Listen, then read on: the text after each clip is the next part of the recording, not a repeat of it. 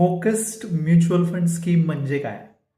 तर मित्रांनो, म्युच्युअल फंडाच्या इतक्या सगळ्या स्कीम्स आहेत, त्यामुळं सामान्य गुंतवणूकदाराला बरीच अडचण येते, की नेमकं कोणत्या फंडामध्ये गुंतवणूक करणं योग्य होईल.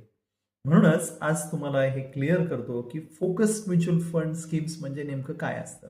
फोकस्ड म्युच्युअल फंडामध्ये जो फंड मॅनेजर असतो ना मित्रांनो, तो काय करतो, तर तो त्याला ज्या कंपन्यांमध्ये कन्व्हिक्शन आहे, त्याला असं वाटत असतं, की विशिष्ट कंपन्या या वेगाने पुढे जातील, चांगला नफा कमवून देतील.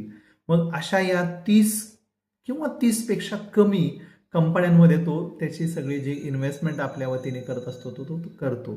आणि अशा या फंडाला म्हणायचं फोकस्ड म्युच्युअल फंड स्कीम.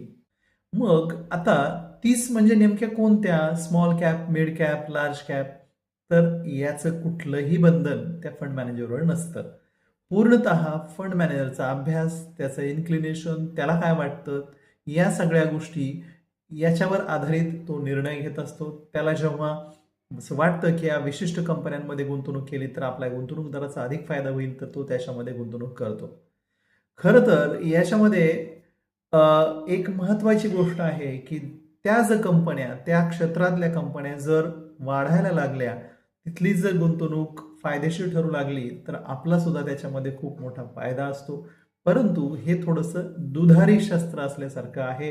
कारण की मार्केटमध्ये खरं पाहिलं तर 100% गॅरंटी कोणीच कशाची देत नसते आणि कोणालाच माहीत नसतं, की नेमकं असंच होईल म्हणून. अंदाज बांधता येऊ शकतात. अभ्यासाच्या जोरावर केलेले अंदाज खरे पण ठरू शकतात, परंतु शाश्वती 100%ची कोणी देऊ शकत नाही.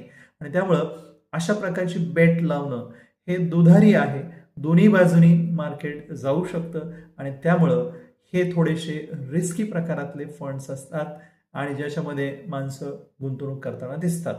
आपला स्वतःचा स्वभाव कसा आहे, आपल्याला किती रिस्क घ्यायची आहे, याच्यावरती आपण याच्यात जायचं की नाही हा निर्णय तुम्ही घेऊ शकता.